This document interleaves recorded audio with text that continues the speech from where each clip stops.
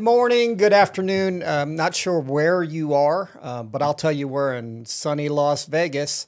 And we're here at CCM Studios with our wonderful producer, Austin. And we're here to talk some more crap about stuff. Does that make sense? Probably doesn't. But anyway, my name is Stan. And I'm Zach. And we are here for Walnut Street Hospitality, and the podcast is called Who Closed Last Night? That's Who Closed Last Night. And everybody just stop what you're doing real quick and help us out. Follow, like, and share. You can find us on Instagram at whoclosedlastnight_. That's going to be the same at TikTok. Facebook, we're at Who Closed Last Night. Gmail, you can send your story of the day, month, year. That thing you can't shake out of your head, to whoclosedlastnightpod, P-O-D, at gmail.com. And finally, you can do what I do all the time and listen and watch us on Spotify and YouTube at Who Closed Last Night Podcast. And remember, this is a family operation, and you could really help us out by just smashing that like button and subscribing. You know what? We love when people love us. Anyway, so you know what this is all about is really, we've had the opportunity and I think opportunity is one way to put it, but we've been fortunate enough to have done some businesses. I'm fortunate enough to have done some businesses with my son. But I think one of the things that we hope that you get out of this podcast is a little bit of experience. And I would agree with that, and I've been fortunate enough to learn from my dad. So I've learned from our experiences, his experience, and we've gone down the road of having a business together, and that's been an experience. Some people might call that going down the rabbit hole. Some people might just call that stupid. We've gotten scars, from lessons that we have learned, and our goal is that we help make you a little bit less scarred. We took them in stride for you guys. So today, one of the things that we talked about the last time was loyalty. Yes. And I think from a customer's perspective. From a customer's perspective, this time we wanted to talk about loyalty from a team member and team leader and just your team's perspective, right? Right. And what the benefit of that is, and sometimes could be some pitfalls, but in general, why it's important to have loyalty amongst your team. That's right. I think loyalty can really strengthen a team. I don't think you would disagree with me on that, but your culture stays strong. It remains strong. So one of the questions I would ask you, and this is kind of being having a converse question to what we're talking about, but tell me how not having loyalty amongst your team can negatively impact the company. That's a great question. I think that when you don't have loyalty, a couple things happen, right? Who's going to train these new people, right? You got new people training new people. You've got constant, or in most cases, constant turnover. So you're always in this cyclical training situation, right? That costs labor dollars. You have to have at least an extra head there to perform the same duty because someone's learning it. Right? Your culture might break down because you're worried about just taking care of the guest in that order, in that moment, in that situation, versus showing them everything you can offer, right? Right. And I think those are some ways that not having loyalty can negatively impact your business. I agree. I also think that your customers start to look when they start to see the same people over and over, they get comfortable with them, and it's like a friend. It's like a friend, right? Yes. And I think that's one of the things that we see a lot. We have a full service restaurant, and our general manager, I think he's been with us for 6 years now. Yes. And people, they think he owns the place, and I love it. And that's such a compliment every time you hear it, right? Because if I love it too, right? That means he's treating them well. and they feel special when they're leaving. I'll tell you what doesn't sit well with me. Uh-oh. My relatives don't even call me for reservations anymore. They call him. I think that's crazy. Well, if they did call you, you just call him. I know, but I just like to feel important or special to somebody. You're a special guy. You're important to me. There we go. So when do you think, well, I guess I have a couple questions for you because you're pretty close to this. Loyalty used to be back in the day, and I say back in the day very loosely, but it used to be important. You could count on people to be with you. If they weren't with you for 5 years, they weren't with you. Right. And nowadays, and it's, written everywhere, printed everywhere. It's on every podcast. There is no, I guess, longevity anymore. So loyalty is really different now than it used to be. But I believe that there was a significant change in loyalty after the big event. The big event. I would agree with you. And to be completely honest, I don't think I'm too old of a guy to say that I'm not a young man, but I could probably count how many jobs I've had in my life on my fingers, right? And still have some fingers left over. And I guess to your point about loyalty, that's how I felt like it was growing up, right? Until the great event of 2019 or something like 20. that. There we go, 20. But I do think that changed the culture of the workforce. Changed it faster, right? Really fast. Yeah. So I think almost unconditionally in some places. Yeah, I would totally agree with you. I think one of the things that, again, I think there is no such thing. Maybe there's loyalty, but longevity is different, right? Yes. And before, people used to stay in a job, get a raise, get a promotion, stay in a job, get a raise, get a promotion. And now they're willing to leave for that raise, that raise that 10 cents. Or 50 cents or Absolutely. that dollar, and go do the same thing and then do it over and over and over. And I think when you look at, and by the way, that's acceptable now. Right? Yes. Well, I don't know that it's acceptable, but it's the reality of the world. It's the reality of the situation anymore. And I know that, when we get resumes in and I look through the longevity of their work history, and I think, oh, you're 6 months here, 8 months there, 4 months here. And, my question is always, why have you had such job turnover? And it seems to me that they don't look at it the same as I would have looked at it, or people hiring me would have looked at and said, oh, you were only there 2 years. Heck, that would be long now. Right. And I think whether it's acceptable or not, I think the perspective has changed. I think it's the difference between a buyer's and a seller's market, right? It's been an employee's market due to everybody needing to staff and hire, which, there's definitely some benefits out there for the employees or hourlies or salary, the workforce, right? But I think on the opposite side of that it does create a resume that looks like you just hopped around for 50 cents a dollar or a better schedule or whatever it is. I think that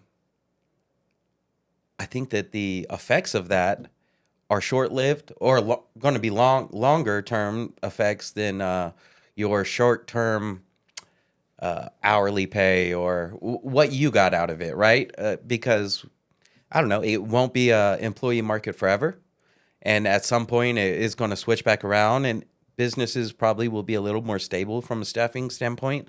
But then that same resume, if you choose to be honest on it, will still look the same, right? No loyalty. Yeah.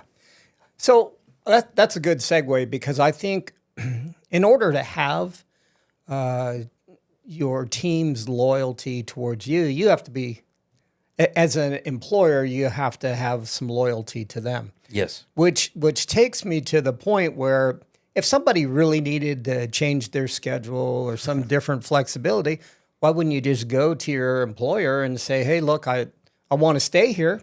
I've invested time and, blood, sweat, and tears or whatever that may be. Can we work on my schedule? Great. And I think if you're a valuable employee or a valuable team member, you would be more than willing to work with them. And the same goes for, hey, look, I've been here, 6 months and I've been doing a great job, and look at my sales or look at whatever. And you can see that, I lead the pack, or I'm always in the top 3. Can we sit down for a performance review, please? Exactly. I would really appreciate that. Yes. And I think about the people that have come to me or come to you and said, and requested some sort of change or some sort of difference. Right. I can't think of maybe a couple that we haven't, because they weren't what we would call great employees, right, or great team members. But in general, we're more than willing. As an employer, I'm saying that I believe that your loyalty to your employer would be respected as much as you would appreciate their loyalty towards you.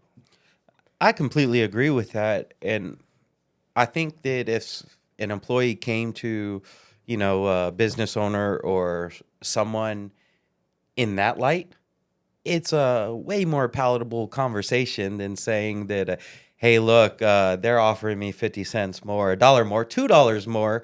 And, I'm going to go over there unless you meet that. Right? Yeah. I think it's like, hey, I've been here for you. I covered shift. I've learned. I've become one of your top performing employees. I train your new employees. I actually love working here, but I would love to sit down with you and talk about, if there's an opportunity to increase my pay or responsibility, right? That's the angle I used to go prior to working with you was, hey, is there anything more I could do for you? Because I would love to make a little bit more money. Right. And then it was a trade-off. It wasn't an ultimatum. It was, hey, I can take care of that report. I can learn how to do this. I won't mind being developed for this, or have a roadmap to do all this stuff with, some incentive behind it once I get there. Now, see, that's another interesting segue. You must be reading my mind. You have some sort of Hey, ESP we're or live. We something. can't be giving away the secrets. Okay. So I think as an employer or, as a business leader, one of the things that you have to look at, especially in today's labor market, is who has the potential, right? Yes. And when I say just the potential, it's the potential to grow, to develop. Who on your team has that ability that you want to harness now? And Yes. I think the important thing is to be able to see those people and talk to them early, right? And say, hey, look, you've been doing a great job. What do you want to do, right? Because I'd like to put a plan together for you to be able to grow and for you to be able to help us more to grow by your efforts. And here's a compensation growth plan There you go. that would work for you if you're interested in growing. And some people, this always shocks me, and it shouldn't anymore, but I guess, it takes all kinds of people in the world, right? But sometimes I've been told, I don't want more responsibility. Yeah. And I guess then what you're paying for or not paying for is just plain longevity, or you could look at it as paying for stagnation. I'm not sure how you want to look at it, but there's definitely those people that don't want more responsibility, or they're afraid of it and shy away from it, and they have to be stepped into it as opposed to pushed into it, right? When you can walk someone through it and give them time to develop the next step And the support along the way. that creates loyalty. And like I think about some of the people that have been with us, We've got a great team out there. We do. appreciate them, and I think that loyalty goes both ways with our team. I agree. So I think that what I'm hearing is that loyalty with your teams out there is a two-way street. Yes. But it's a two-way street, right? It goes both ways. It's not just the employer being loyal to the employee. It's about the employee being loyal to the employer as well. It's got to be symbiotic, right? For it to be successful and longevity, for it to have longevity. For it to be at some point beneficial to both parties. Yes. You know, one of those things that they say is you can tell about the loyalty of a person by what they say in a room when you're not there. Yes. And I believe that 100%. And I think one of the other things that goes along with loyalty is knowing that, especially if they've grown from being team members to team leaders, is that they're doing things and pushing the business and pushing policies, not because, oh, Zach said to, it's because it's the right thing. The right thing. And I think once you cross that bridge, you can stand on your own. You can stand on your own. And then, you know, every time you say to someone, oh, they want you to do this, or they told me to tell you to do this, all you're doing is giving your authority away. You're just saying, I don't matter. I'm just the robot passing the word along. Yes. I don't think young leaders, people new to leading people, ever see that, because it's such a shortcut to get the end result, but it's a short-lived shortcut because it exhausts itself, right? Because that's right. When you give away your authority, the next time you go to ask for something, they'll be like, oh, they suck. Why don't they come down here and do it or something, right? And it's like, hey, we get paid to do this. Let's make sure we get it done today. And we have time. That's right. That's right. Let's just get it done now. I think the synopsis here is there, just like in life, just like in business, just anything else, there is no shortcut to loyalty. That's right. You got to put the blood, sweat, and tears in. You got to make the commitment. And that commitment goes both ways. Would you agree? I would completely agree. So just a quick story. We've got an area manager who operates 3 of our locations. Yes. And he started as an assistant manager, I believe. That's right. Right? And he's been with us 3 years almost. Just over. Just over. We're working 3 on our years. 4th year. Okay. And he, I have to tell you that he's come a long way.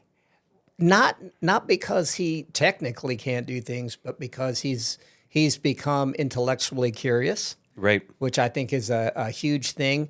He's supportive of the culture and the environment. He understands what we're about, the quality, and he's a leader that can speak from being in the trenches, right? Which I think people respect. And then and not afraid to go back to the trenches if you have to, right? Well, you can't ever be afraid to do that, you know. And people respect that, right? Because they can't hold you hostage. Right, right. So I think that's the message. Is there anything else you wanted to talk about in terms of employee loyalty or loyalty to employees? I would reiterate that it's a two-way street, but I would also say that by having a healthy two-way street of loyalty and by developing your team, you get a stronger team, but every generation after that team, as you move, we moved our assistant manager up to a general manager to an area manager, right? He's produced employees in his own light, right? In his own likeness. Yes. From a effectiveness, a performance standpoint, a culture. Yeah. And I think that operating a business is difficult enough. If you can get some, 3 good solid people with you, you can take over the world. I don't know who said that, but that's a cool one. It's stuck in my head. Yeah. I think that came out of the Zach Book of Quotes. I wish. I can't take credit for that. The internet would get me, but it's still a cool one. So I guess the fact of the matter is we believe in loyalty. You have to develop loyalty. It's a two-way street. And we'd love to hear your thoughts about it. Love to get some comments. And how do they get us those comments? Oh, man. right down here. There's a room for some comments. Go ahead and like it. These things don't cost you anything, but could help us out a lot. So besides that, I'm going to ask for a few other favors. I'd like you guys to follow and share with your family and your audience. But you can find us on Instagram at whoclosedlastnight_. That's going to be the same on TikTok at whoclosedlastnight_. You can find us on Facebook at Who Closed Last Night. Watch us on YouTube at Who Closed Last Night Podcast. Listen to us on Spotify and send your Who Closed Last Night story of the year, the month, the week, the day, that thing that you can't get out of your head, the thing that you told your coworker you would never tell anybody. We want to know it. Go ahead and send that to us at our Who Closed Last Night Pod, P-O-D, at gmail.com. And we'd love to feature your story on our show with our audience. Laugh with you, cry with you, relate with you. And by the way, if you'd like to be a guest and have a topic that you'd like to talk about, feel free to reach out to us. We're more than happy to have you join our party. And with that being said, we got one word for you. You know, we're a couple island boys, and even though we don't sound like it, and that word is Aloha.